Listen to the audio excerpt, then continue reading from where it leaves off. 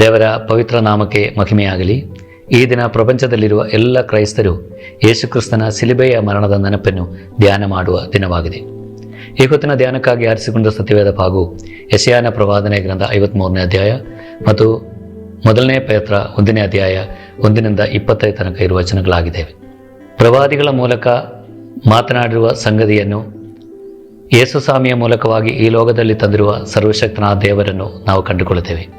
ಆತನ ಮರಣ ಮೂಲಕವಾಗಿ ಆತನ ಬಾಸುಂಡಗಳಿಂದ ನಮಗೆ ಬಿಡುಗಡೆ ಆಗಿದೆ ಎಂಬುದಾಗಿ ಯೆಶಾಯನ ಪ್ರವಾದನೆ ಗ್ರಂಥದಲ್ಲಿ ಹೇಳುವ ಮಾತು ಇಲ್ಲಿ ನೆರವೇರುತ್ತಾ ಇದೆ. ಯೇಸುಸ್ವಾಮಿಯ ಶಿಲುಬೆಯ ಮರಣವನ್ನು ಧ್ಯಾನ ಮಾಡ್ತಾ ಇರುವಾಗ ಆ ಶಿಲುಬೆಯ ಮೂಲಕವಾಗಿ ನಡೆದಿರುವ ಘಟನೆಗಳನ್ನು ಸ್ವಲ್ಪ ಸಮಯ ಧ್ಯಾನ ಮಾಡೋದಕ್ಕಾಗಿ ಬಯಸುವನಾಗಿದ್ದೇನೆ. ಈ ಶಿಲುಬೆಯ ಮರಣ ಮೂಲಕವಾಗಿ ಆಗಿರುವ ಘಟನೆಗಳನ್ನು ನೋಡುವಾಗ ಯೇಸುಸ್ವಾಮಿಯನ್ನು ಯೂದನ ಮೂಲಕವಾಗಿ ತೋರಿಸಿಕೊಟ್ಟು ಪೇತ್ರನನ್ನು ತಳ್ಳಿ ಹಾಕಿದರೂ ಸಹ ಯೇಸುಸ್ವಾಮಿ ದೇವರ ಮಹಿಮೆಯನ್ನು ಶಿಲುಬೆಯಲ್ಲಿ ನೋಡಿರುವುದರಿಂದ ಆತನು ಪ್ರಯಾಣವನ್ನು ಶಿಲುಬೆಗೆ ಇದೆ ಎಂಬುದಾಗಿ ನಾವು ಕಂಡುಕೊಳ್ಳುತ್ತೇವೆ. ಆ ಪ್ರಯಾಣದಲ್ಲಿ ನಡೆದಿರುವ ಕೆಲವು ಘಟನೆಗಳನ್ನು ನಿಮ್ಮ ಮುಂದೆ ತರುವುದಕ್ಕಾಗಿ ಇಷ್ಟಪಡ್ತೇನೆ. 23ನೇ ಅಧ್ಯಾಯ, ಲೂಕನ ಬರೆದ ಸುವಾರ್ತೆ 23ನೇ ಅಧ್ಯಾಯದಲ್ಲಿ ನಾವು ಕಂಡುಕೊಳ್ಳುವುದೇನೆಂದರೆ, ಅಲ್ಲಿ ಯೇಸುಸ್ವಾಮಿಯನ್ನು ವಿಚಾರಣೆ ಮಾಡುವುದಕ್ಕಾಗಿ ಪೀಲಾತನ ಬಳಿಯಲ್ಲಿ ತರುವಾಗ ಪೀಲಾತನು ಹೆರೋದನ ಬಳಿಯಲ್ಲಿ ಯೇಸುಸ್ವಾಮಿಯನ್ನು ಕಳುಹಿಸ್ತಾ ಇದ್ದಾನೆ. ಹೆರೋದನು ತಿರುಗಿ ಪೀಲಾತನ ಬಳಿಯಲ್ಲಿ ಯೇಸುಸ್ವಾಮಿಯನ್ನು ಕಳುಹಿಸಿರುವುದನ್ನು ನಾವು ಕಂಡುಕೊಳ್ಳುತ್ತೇವೆ. 23ನೇ ಅಧ್ಯಾಯದಲ್ಲಿ 12ನೇ ವಾಕ್ಯದಲ್ಲಿ ನಾವು ನೋಡುವಾಗ ಪೀಲಾತನು ಮತ್ತು ಹೆರೋದನು ವೈರತನದಲ್ಲಿ ಇದ್ದರು ಎಂಬುದಾಗಿ ನಾವು ಕಂಡುಕೊಳ್ಳುತ್ತೇವೆ. 23ನೇ ಅಧ್ಯಾಯದಲ್ಲಿ 12ನೇ ವಚನದಲ್ಲಿ ಅದೇ ದಿನದಲ್ಲಿ ಹೆರೋದನು ಪೀಲಾತನು ಒಬ್ಬರಿಗೊಬ್ಬರು ಸ್ನೇಹಿತರಾದರು, ಅದಕ್ಕಿಂತ ಮೊದಲು ವೈರಿಗಳಾಗಿದ್ದರು ಎಂಬುದಾಗಿ ಅಲ್ಲಿ ಬರೆಯಲ್ಪಟ್ಟಿದ್ದೇವೆ. ಯೇಸುಸ್ವಾಮಿಯ ಸಾನ್ನಿಧ್ಯ ಅವರಲ್ಲಿರುವ ವೈರತನವನ್ನು ಮರೆಯುವುದಕ್ಕೂ ಸ್ನೇಹಿತರಾಗುವುದಕ್ಕೂ ಕಾರಣವಾಗಿದೆ. ದೇವರ ಸಾನ್ನಿಧ್ಯ ಎಲ್ಲಿ ಇದೆಯೋ ಅಲ್ಲಿ ಹೊಂದಾಣಿಕೆಯು ಪ್ರೀತಿಯು ಹರಡುತ್ತದೆ ಎಂಬುದಾಗಿ ಯೇಸುಸ್ವಾಮಿ ಈ ಶಿಲುಬೆ ಮರಣ ಮೂಲಕವಾಗಿ ತೋರಿಸಿಕೊಡನಾಗಿದ್ದಾನೆ. ಎರಡನೇದಾಗಿ ಅಲ್ಲಿ ನಾವು ಕಂಡುಕೊಳ್ತಾ ಇರೋದು ಬರಬ್ಬನಿಗೆ ಸಿಕ್ಕುತ್ತಾ ಇರುವ ಬಿಡುಗಡೆಯಾಗಿದೆ. ಅವನು ಕೊಲಪಾತಕಿಯಾಗಿ ವಧ ಶಿಕ್ಷೆಯನ್ನು ಅನುಭವಿಸಬೇಕಾಗಿರುವ ವ್ಯಕ್ತಿ ದೇವರ ಸಾನ್ನಿಧ್ಯ ಮೂಲಕವಾಗಿ ಅವನಿಗೆ ಬಿಡುಗಡೆಯಾಯಿತು. ಅವನ ಬಗ್ಗೆ ಮತ್ತೆ ಬರೆಯಲ್ಪಟ್ಟಿಲ್ಲ. ಆದರೆ ಬರಬ್ಬನು ಈ ಯೇಸುಸ್ವಾಮಿಯಿಂದ ಪಡ್ಕೊಂಡಿರುವ ಜೀವನವನ್ನು ಅವನೊಂದು ಹೊಸ ಜೀವನವಾಗುತ್ತದೆ ಎಂಬುದಾಗಿ ನಾವು ತಿಳಿಯುತ್ತೇವೆ. ಯಾಕಂದರೆ ಅವನಿಗೆ ಬಿಡುಗಡೆ ಸಿಕ್ಕಿರುವುದು. ಜೀವನದ ಪ್ರತಿಯೊಂದು ಕ್ಷಣದಲ್ಲಿಯೂ ದೇವರು ಮಾತನಾಡುವುದು. ವ್ಯಭಿಚಾರದಲ್ಲಿ ಹಿಡಿಕೊಂಡಿರುವ ಹೆಂಗಸಿಗೆ ಯೇಸುಸ್ವಾಮಿ ಹೇಳ್ತಾ ಇರುವುದು, ನಾನು ನಿನಗೆ ಶಿಕ್ಷೆ ವಿಧಿಸ್ತಾ ಇಲ್ಲ, ಇನ್ನು ಮುಂದೆ ಪಾಪ ಮಾಡಬೇಡ ಎಂಬುದಾಗಿ.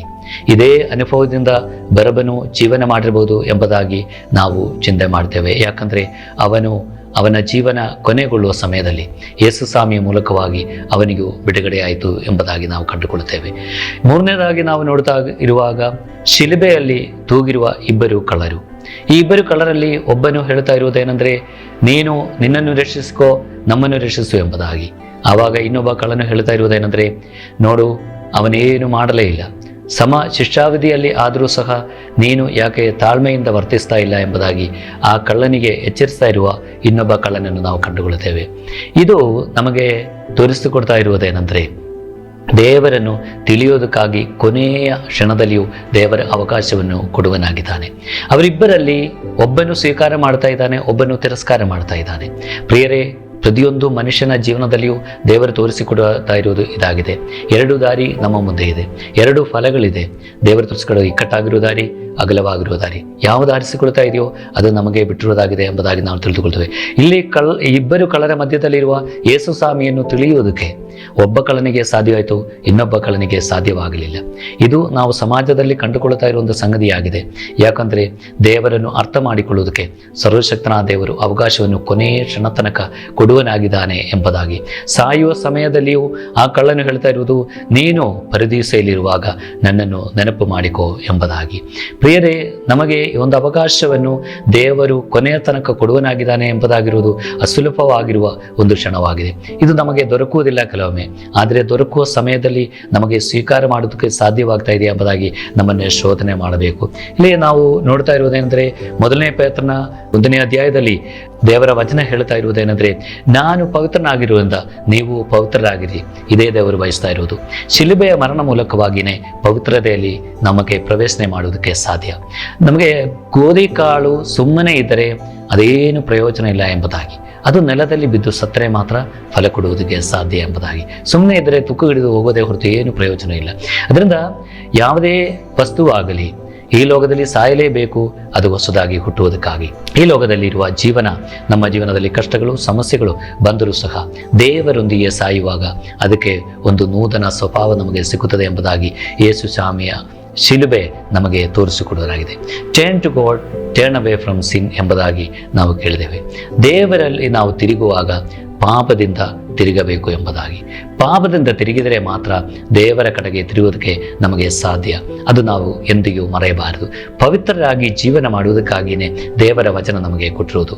ಅದರಿಂದ ಪ್ರವಾದಿಗಳ ಮೂಲಕ ಮಾತನಾಡಿರುವ ಸಂಗತಿಯನ್ನು ಯೇಸುಸ್ವಾಮಿಯ ಮೂಲಕವಾಗಿ ಲೋಕದಲ್ಲಿ ತಂದು ಅದು ಅನೇಕ ಜನರ ಮೂಲಕವಾಗಿ, ಅಪೊಸ್ತಲರ ಮೂಲಕವಾಗಿಯೂ, ಅನೇಕರ ಜೀವನ ಮೂಲಕವಾಗಿಯೂ, ಈಗ ನಮ್ಮಲ್ಲಿ ಮೂಲಕವಾಗಿಯೂ ಅದು ಹರಡುತ್ತಾ ಇದ್ದೇವೆ.